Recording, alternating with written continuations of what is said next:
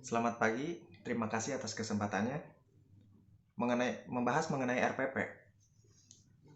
RPP adalah singkatan dari Rencana Pelaksanaan Pembelajaran, yaitu adalah dokumen perencanaan yang dikerjakan oleh guru untuk setiap pertemuan di kelas. RPP berisi langkah-langkah pembelajaran yang akan dilakukan,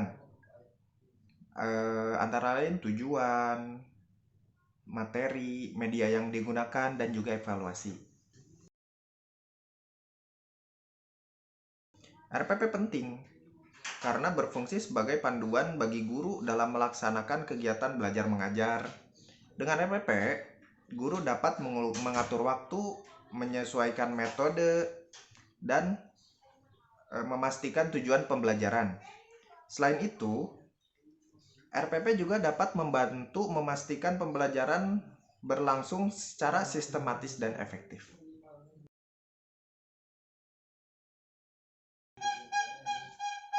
Yang utama, kenali kebutuhan siswa di kelas. Selalu usahakan agar tujuan pembelajaran jelas dan realistis. Selain itu, gunakan metode yang kreatif dan pilih media yang mendukung proses pembelajaran. Dan yang terakhir, jangan lupa untuk mengevaluasi hasil belajar secara berkala agar RPP terus relevan. Terima kasih. Selamat pagi Bapak Ramdan. Terima kasih telah bersedia meluangkan waktu untuk wawancara ini. Bisa dijelaskan apa yang dimaksud dengan rencana pelaksanaan pembelajaran atau RPP? Ya, RPP adalah dokumen rencana yang dirancang oleh guru sebagai panduan dalam melaksanakan proses pembelajaran di kelas. Dokumen ini membuat tujuan pembelajaran, langkah-langkah kegiatan, serta penilaian yang dilakukan untuk memastikan siswa mencapai kompetensi yang ditentukan. Baik, terima kasih Bapak. Kemudian, mengapa RPP dianggap penting dalam pembelajaran? Sangat penting karena memberikan arah yang jelas bagi guru dan siswa selama proses pembelajaran. Dengan adanya RPP, guru dapat mempersiapkan materi, metode, dan alat pembelajaran dengan lebih sistematis.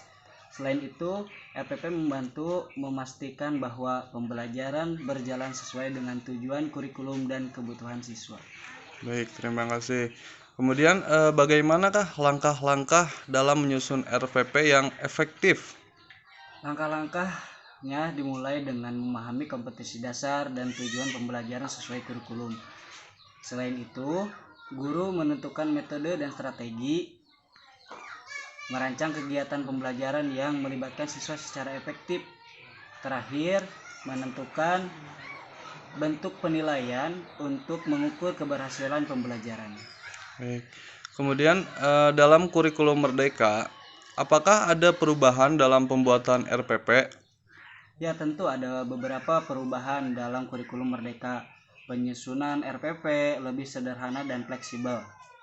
Guru hanya perlu memuat 3 komponen utama, yaitu 1. Tujuan pembelajaran, langkah-langkah pembelajaran, dan asesmen. Hal ini bertujuan untuk memberikan kebebasan bagi guru dalam berinovasi dalam menyesuaikan pembelajaran dengan kebutuhan siswa. Baik. Kemudian, yang terakhir, apa saran Anda untuk guru-guru agar bisa menyusun EP dan menerapkan RPP dengan baik? Saran saya kepada guru yang ada di seluruh Indonesia, sarannya agar guru selalu berkolaborasi dengan rekan sejawat, terus belajar memahami kurikulum dan memanfaatkan teknologi untuk mendukung pembelajaran. Selain itu, penting untuk melibatkan siswa dalam proses pembelajaran sehingga mereka lebih termotivasi dan aktif berpartisipasi. Baik, terima kasih Bapak Ramdan atas penjelasannya, ini sangat membantu sekali. Sama-sama, semoga ya pembelajaran di Indonesia semakin berkembang dengan RPP yang tidak menyulitkan. Assalamualaikum warahmatullahi wabarakatuh. Selamat pagi.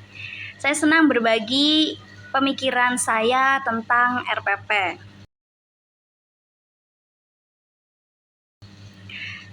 Jadi RPP ini sangat penting karena RPP ini berfungsi untuk memastikan atau sebagai rangka alur dalam belajar mengajar gitu untuk setiap hari-harinya.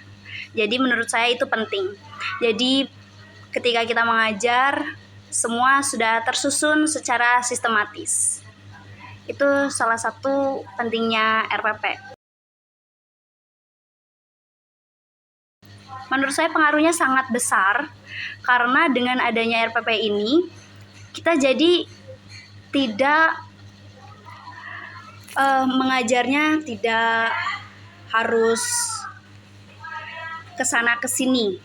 Karena apa? Karena dengan adanya RPP di situ kita udah pasti ini apa yang harus kita ajarkan dan hari ini anak-anak itu belajar apa. Jadi sudah terarah gitu. Jadi pelajarannya juga enggak yang melenceng sana atau melenceng ke sini. Jadi RPP ini bisa mengarahkan kita menjadi kualitas belajar yang lebih baik.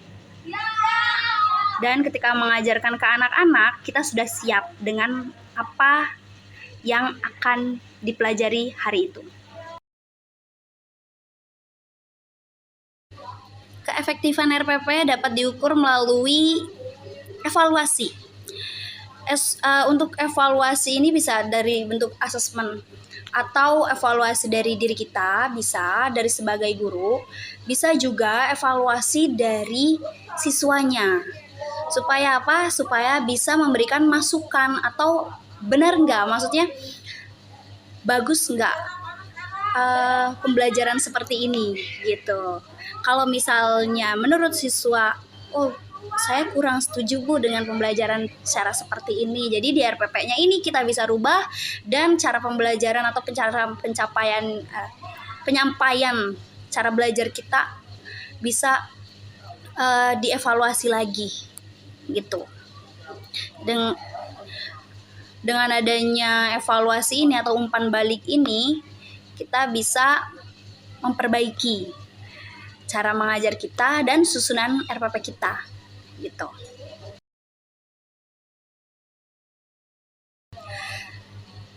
Pengaruhnya yaitu siswa bisa belajar secara sistematis atau secara beruntun gitu, secara teratur. Dan RPP disesuaikan dengan kebutuhan siswa bisa, apalagi sekarang kurikulum 13. Semua RPP ini sudah tidak ada acuan bakunya memang, tapi ada poin-poin penting yang harus ada di RPP tersebut. Nah, itu yang harus dipenuhi ketika membuat RPP. Kurang lebihnya mohon maaf. Terima kasih. Wassalamualaikum warahmatullahi wabarakatuh.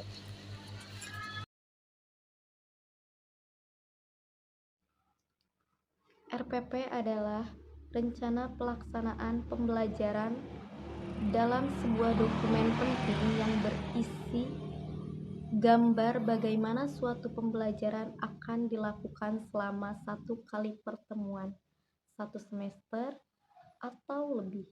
RPP ini biasanya disiapkan oleh guru sebelum memulai kegiatan pembelajaran di sekolah.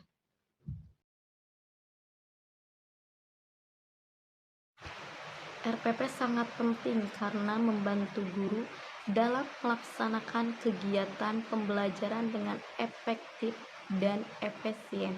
RPP dapat membantu guru dalam membentuk strategi, model, media, dan metode pembelajaran.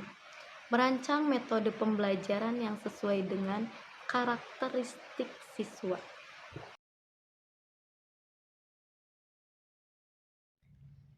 Jika pembelajaran tidak menggunakan RPP, maka proses pembelajaran akan lebih sulit dilakukan.